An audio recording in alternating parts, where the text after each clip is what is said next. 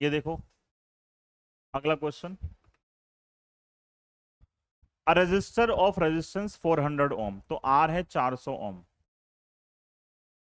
और a capacitor of reactance 200 ohm. Reactance है मतलब सीधा ही आपको एक्सी गिवन है डायरेक्टली, कैपेसिटर बोला है ना, तो एक्सी है। आर कनेक्टेड इन सीरीज, तो सर्किट कौन सा बन गया, ये आरसी सर्किट है, आर है और सी है, तो सीरीज आरसी सर्किट है, और वोल्टेज कितनी है 220, तो ये अप्लाइड मतलब आरएमएस वैल्यू है 220 वोल्ट, और फ्रीक्वेंसी कितनी है 50 हर्ट्ज, इतना सब गिवन है। If current in the circuit is 0.49 ampere, current भी गिवन है 0.49 ampere, find the voltage across register and capacitor. देखो आपको करंट पता है, आर पता है, एक्सी पता है, तो क्या ही बचा सोल्व करने के लिए यार, तो वी आर क्या आएगा,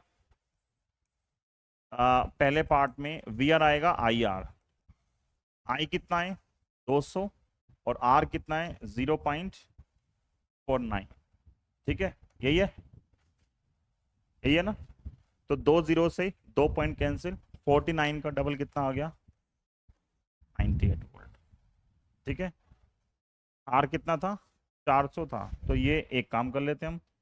इसको हम थोड़ा सा यहाँ चेंज कर देते हैं, तो ये हम पहले निकाल लेते हैं क्या, वीसी निकाल लेते हैं हम आई एक्सी से, ठीक है। तो वी आर क्या आएगा, वी आर आएगा आई आर, आई कितना है, आई कहाँ गया,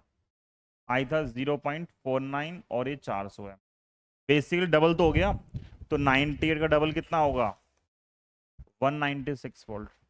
तो दोनों वोल्टेज पता लग गई, और क्या निकालना है, और वैल्यू ऑफ इंडक्टेंस रिक्वायर्ड, उल्टा क्वेश्चन हो गया, क्या बोल रहा है,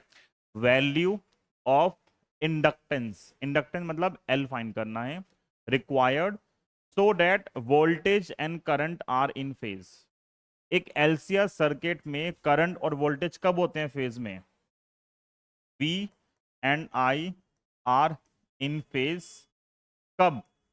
एट रेजोनेंस, याद है, क्योंकि ये बार बार आएगी कंडीशन, एक ना एक पार्ट में आपको देंगे ही कि ये सेम फेज में है, सेम फेज, एक एलसीआर सर्किट में सेम फेज का आएगा, रेजोनेंस पे आएगा, तो रेजोनेंस पे एक्सएल एक्सी क्या होता है बराबर, अभी हमने सॉल्व किया पूरा ये देखो पिछला क्वेश्चन में ये था ना, ये यहां सी निकालना था, वहां क्या निकालना है, एल निकालना है, तो सेम इक्वेट किया, सॉल्व किया, ये आएगा यहां तक, अब एल ऊपर ले गए और ये सब नीचे ले गए, तो क्या आएगा, एल ऊपर आएगा, तो क्या बचेगा 4 पाई स्क्वायर, यहां से मतलब हमारे पास आएगा 4 पाई स्क्वायर और न्यू स्क्वायर, क्योंकि ओमेगा स्क्वायर आएगा ना, इक्वल टू 1/√LC, और एल कितना आएगा 1/4 pi square new square into, C दे रखा है क्या, क्या यहाँ पे सी दे रखा है, हम्म, कहाँ निकाला है, एक्सी दे रखा है ना,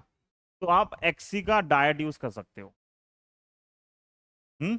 की जगह ना, कैसे करोगे, देखो ये क्वेश्चन थोड़ा आसान हो जाएगा, मतलब यहाँ तो क्या करना ही है, मैं बिना सी निकाले इसका यूज कर लूंगा, अगर सी दे रखा होता तो मैं फिर ये फॉर्मूला यूज करता, यहाँ सी नहीं दे रखा है तो मैं क्या कर सकता हूँ, यहाँ पे देखो एक्सएल है ओमेगा एल, और एक्सी क्या है, एक्सी कितना है क्वेश्चन में 200 है, डायट दे रखा है, तो यहाँ से एल कितना आएगा 200 डिवाइड बाय ओमेगा, ओमेगा क्या है 2 पाई न्यू, और न्यू कितना है 50, तो आएगा 200 2 पाई इंटू 50 कितना आ गया, और 100 पाई, और 2/पाई आ गया आंसर, ठीक है, सोल्व कर लेना इसको, और इजी करना है, 1/पाई के लिए हमेशा आप यूज कर सकते हो पाई से मल्टीप्लाई, पाई से डिवाइड, नीचे पाई स्क्वायर आएगा उसको 10 मान लेना, ठीक है, यहाँ पे अगर हो गया आप इसको 2/पाई, पाई से मल्टीप्लाई, पाई से डिवाइड, तो ये आएगा 2 पाई, और डिवाइड बाय पाई का स्क्वायर 10, तो पाई की वैल्यू 3.14/10, और ये आएगा 0. 2 से करो 8, 2 K और हेनरी 0.628 है।